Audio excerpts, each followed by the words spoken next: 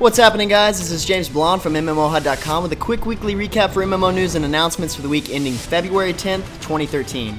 This first bit of news has to do with District 187, and the news is that the Urban Combat FPS from CJ Games Global launched its first large update, Winter of Wars. The new update includes a whole new section of the city that opened up, adding 3 new maps and a new area to fight over in Street Fight.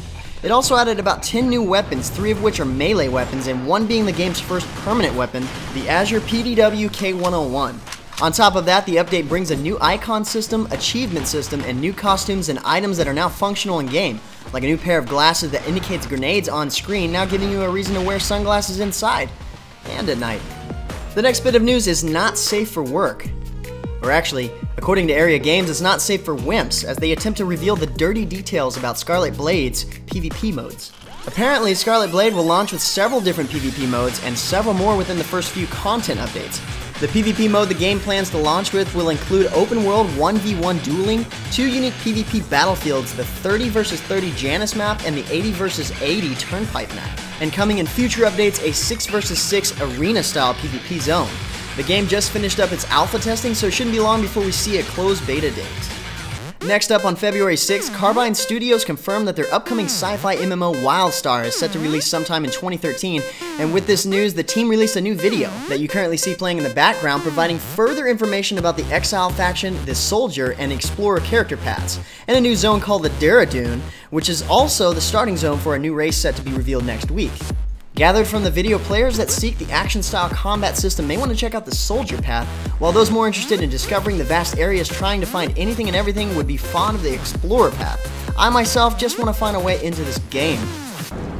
This next piece of news comes from Nexon America and their online action RTS Navy Field 2. On February 6th, a teaser webpage was revealed along with a preview trailer that doesn't really show much other than it tells players that the game is coming soon, but the press release with the video does, however, tell us a bit more about the game, indicating that the game's multiplayer setting supports battles up to 192 ships, and that these ships are fully customizable all the way down to their officers, technical equipment, and weapons. No dates were given, but the new website does give potential players access to their Facebook and YouTube pages to keep up with the news and trailers about the game. The next bit of news has to do with Fiesta Online and its new publisher, Gamago. As of February 6th, Gamago has taken over the North American license and operation of Fiesta Online, and nothing at all has changed for players except the patch to the launcher. Seeing that Outspark shut down Darkblood not long ago, even after the game had only been out for a short period of time, it really wasn't that surprising to hear that this handing over their flagship game would also indicate Outspark itself was going to be shut down. All in all, it does look like Gamago has plans to increase their staff as well as take care of the existing Fiesta Online community. As you may know, and hopefully this isn't a spoiler alert, Valentine's Day, also known as Single Awareness Day, is coming up this Thursday. Whichever it is for you, there are a couple games celebrating the holiday such as Raiders and Elsword. Beginning February 6th, PWE rolled out some love-inspired events for Raiders, such as weaponized gambling for the Lunar New Year, in which monsters have a chance to drop a Yut game set based on a popular Korean board game. Players then equip the comically oversized pieces and throw them down, generating a random buff for their entire party. And just when you thought it couldn't get any stranger, a brand new chocolate broomstick mount has been added to the game. I can't even imagine how they decide what to put in these games for seasonal events, but couldn't they have just, had candy and give you an EXP buff or decorated a bit? Elsword Celebration, on the other hand, has the right idea. For their event, each of the 6 characters have been paired up with one another. Then players who team up with a paired character in the dungeons can earn special items. In addition, Cupid shows up and occasionally pops arrows into enemies, making them easier to take out, letting players conquer the harder dungeons faster, allowing them to level quickly.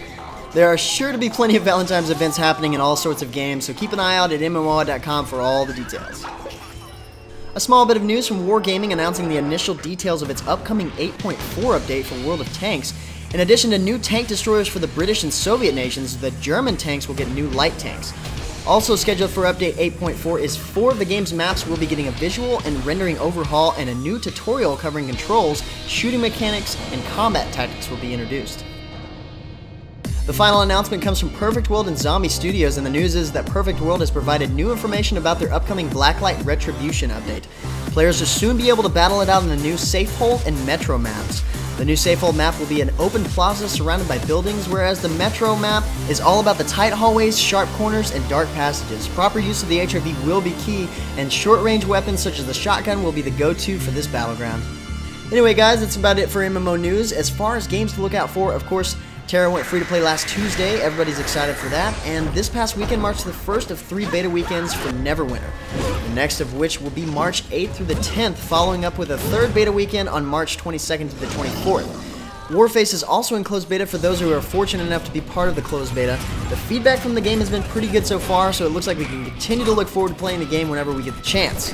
Anyway guys, that's going to be it for news and announcements for the week ending February 10th, 2013. Like always, if you're looking for more information about the news and the recap, head over to MMOHut.com/news, and feel free to discuss the news in the comments below, or head over to MMOHut.com/forums. Until next time guys, that's going to be it for me.